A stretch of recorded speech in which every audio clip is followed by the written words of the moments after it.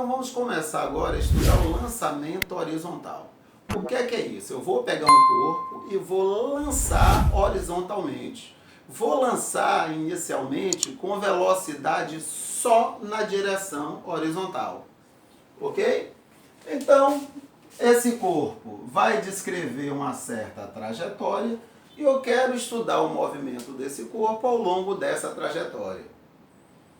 Mais uma vez, Marivaldo, eu tenho um movimento aí complicado, né? Esse movimento aí vai ser descrito aparentemente por uma parábola. Como é que eu vou estudar o movimento desse corpo ao longo da parábola? Isso deve dar trabalho.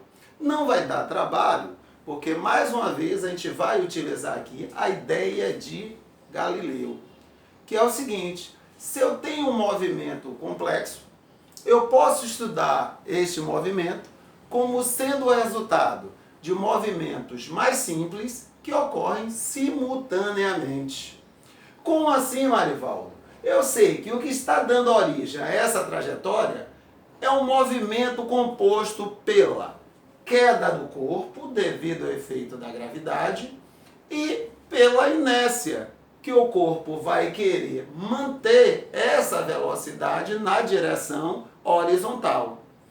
Repetindo, eu posso pensar esse movimento aparentemente complexo como sendo o resultado de um movimento na direção horizontal, regido pela inércia do corpo.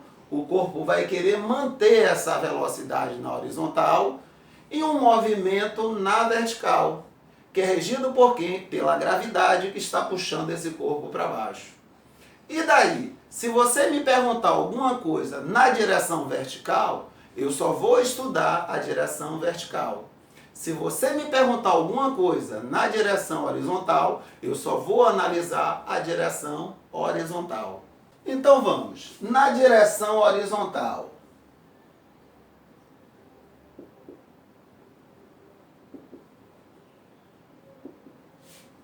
Ó, direção X.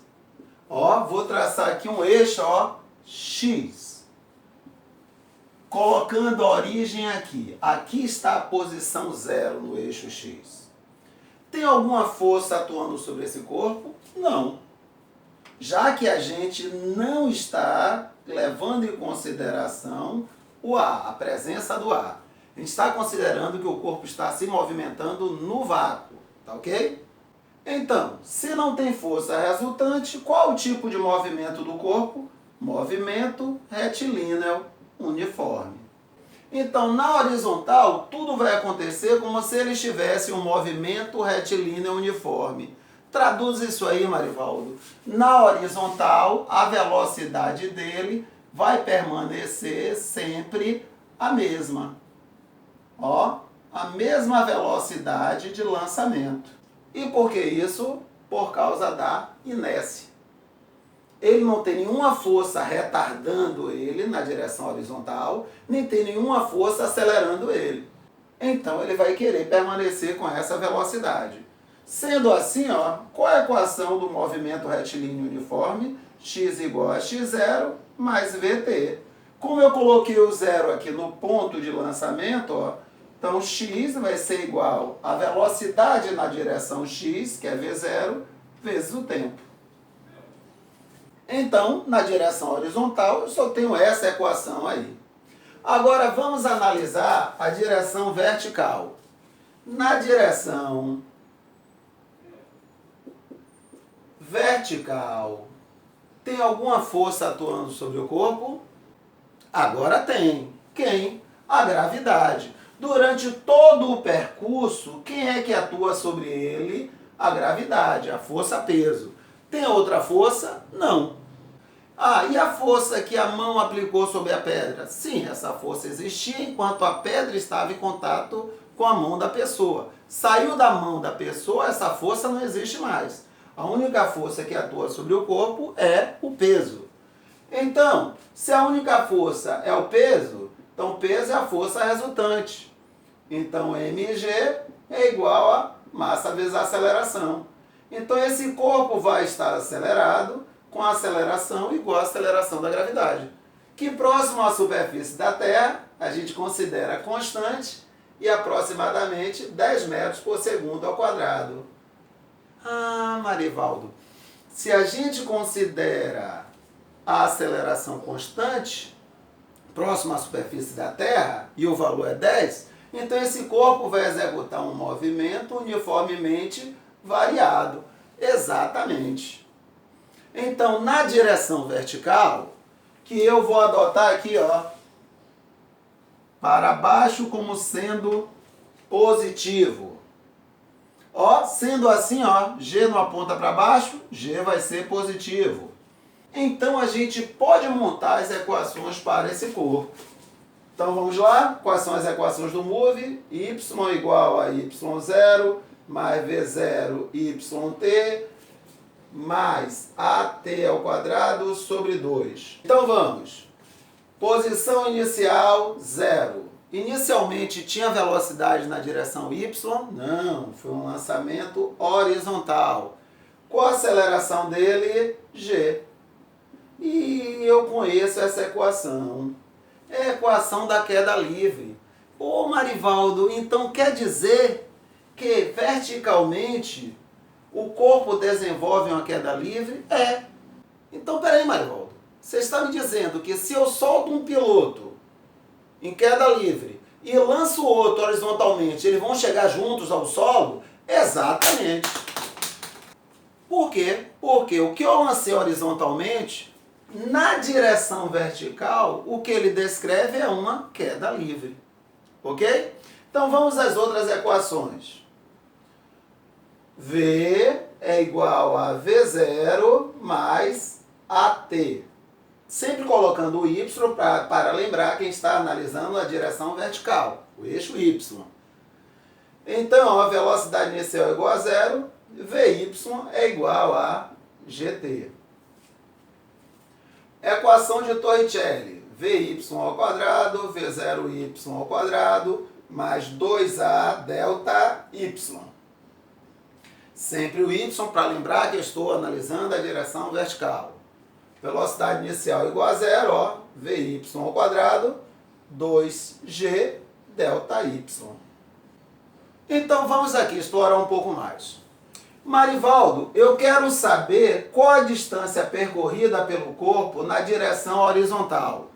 Opa, o que você quer saber é o que nós chamamos de alcance. Opa, se você quer saber o alcance, que está na direção horizontal, qual é a equação que você usa? A equação na direção horizontal. Você vai pegar a velocidade inicial e multiplicar pelo tempo que ele permaneceu no ar, o tempo de voo.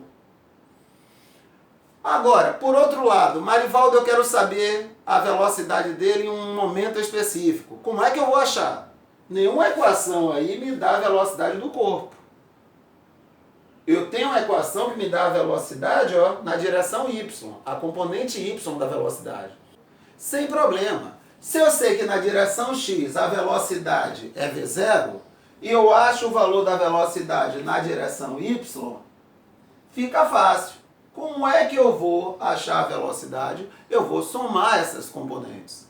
Se eu tenho a componente x da velocidade e a componente y, ó, posso usar aqui a regra do paralelogramo. Pronto. Essa é a velocidade do corpo. Como eu somei dois vetores perpendiculares entre si, ó, v ao quadrado, vx ao quadrado mais vy ao quadrado. Sendo que vx, quem é vx? A velocidade inicial. Primeiro exemplo. Um avião voa horizontalmente a 2.000 metros de altura com velocidade de 250 metros por segundo. No instante em que abandona um pacote, adote G igual a 10 metros por segundo ao quadrado e despreze a ação do ar. Determine. Letra A. O tempo de queda do pacote. B. A distância que o pacote percorre na direção horizontal desde o lançamento até o instante que atingiu o solo. C. O módulo da velocidade do pacote ao atingir o solo. Então vamos à resolução. Quer dizer que o avião estava a 250 metros por segundo e num dado momento abandonou o pacote. Será que é um problema de queda livre? Não. Por quê? Porque, por inércia, o pacote vai querer acompanhar o avião com a mesma velocidade que tinha quando estava em contato com o avião. Ou seja, horizontalmente, ele vai querer continuar com a velocidade de 250 metros por segundo. Então, trata-se de um lançamento horizontal. Aí ele quer o tempo de queda. É só eu lembrar o seguinte, na direção vertical, tudo acontece como se fosse uma queda livre. Então, quero o tempo de queda, como é que eu fazia isso na queda livre? Gt ao quadrado sobre 2.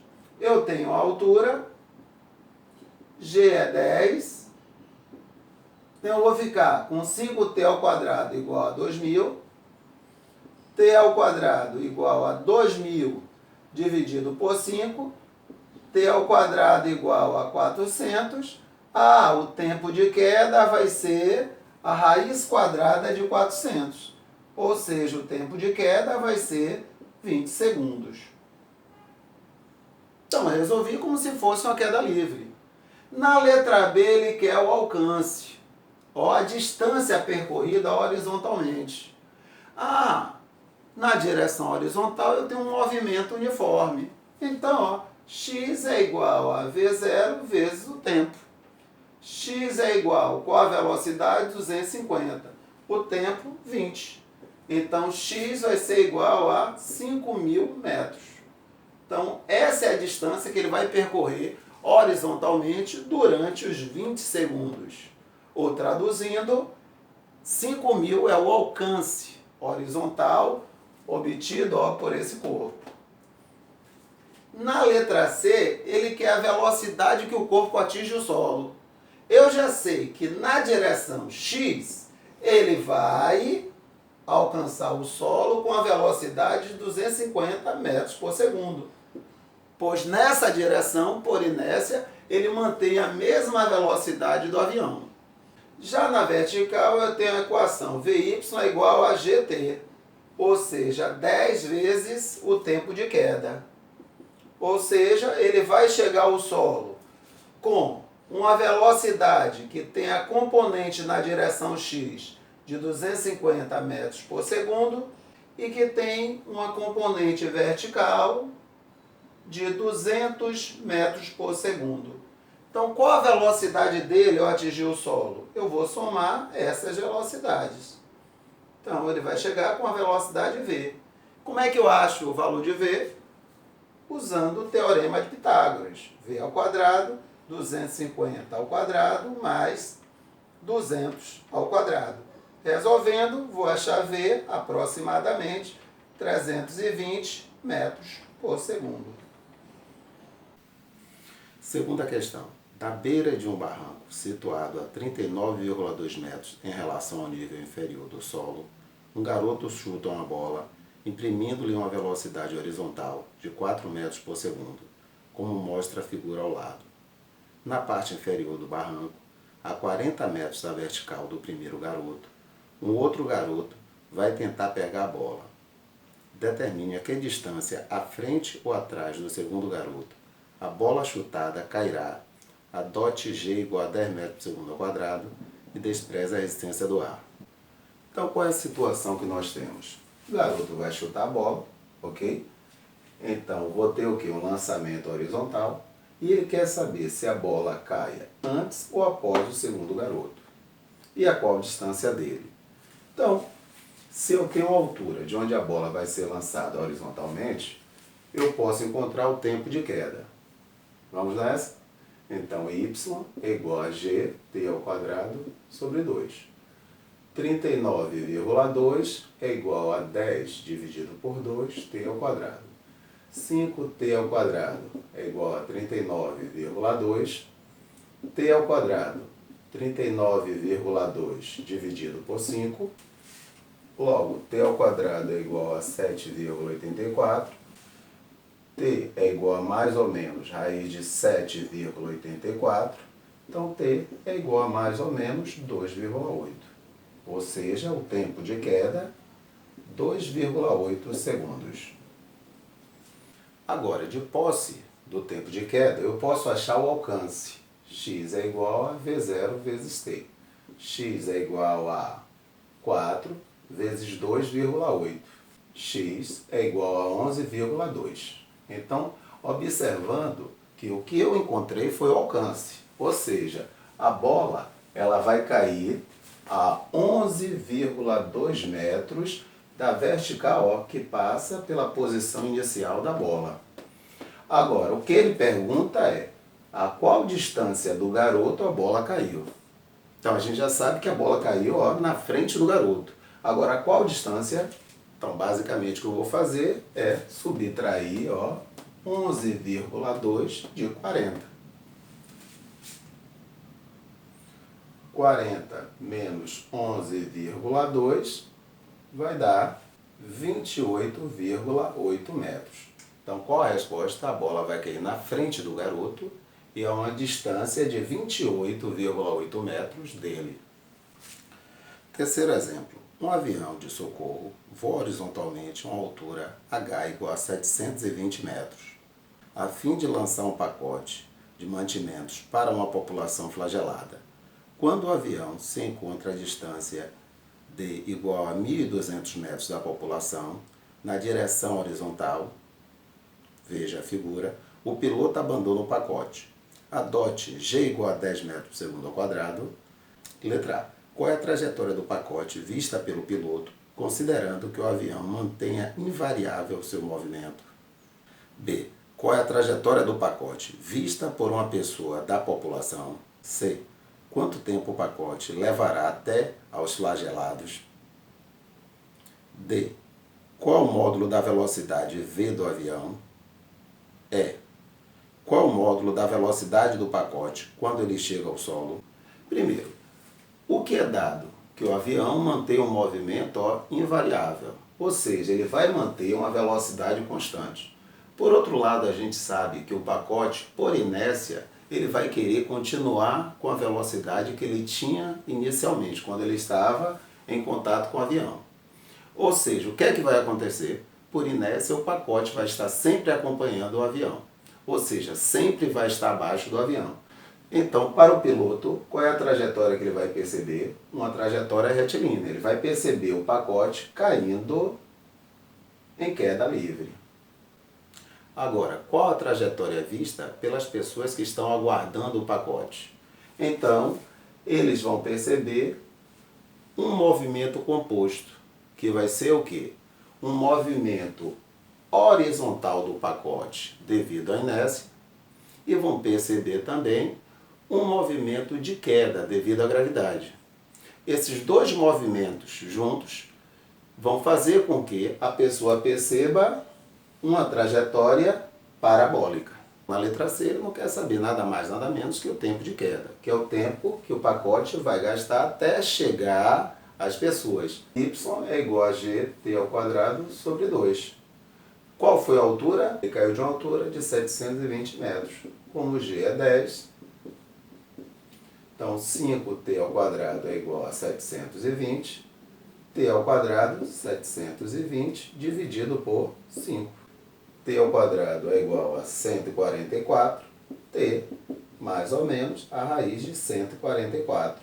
Logo, T, mais ou menos 12. Ó, o tempo de queda, o tempo que o pacote gasta até chegar às pessoas, vai ser de 12 segundos. Na letra D, ele quer o módulo da velocidade do avião.